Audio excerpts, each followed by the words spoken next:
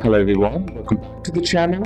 Hope you are doing well and fine. And in today's video, I'll be showing you laptop how to download apps. So without wasting any time, let's just jump right on the video and make sure to watch this video till the end and follow the steps as well. In order to download apps on your laptop, the first method that you can use is using Microsoft Store. To do it, press on your start button on your keyboard or simply press the start button on your taskbar and then type in store and then hit enter, and that will open up the Microsoft Store. Now all you gotta do is just simply type in the name of the app like Instagram and then simply select it, and once you do that, here all you gotta do is tap on get and then wait for it to download and install, and the app is ready to use from the start menu. The next method that you can use is a download from website. So simply head over and open up your web browser, then on the search bar type in Instagram, let me assume Instagram, to download. Type in Instagram for Windows,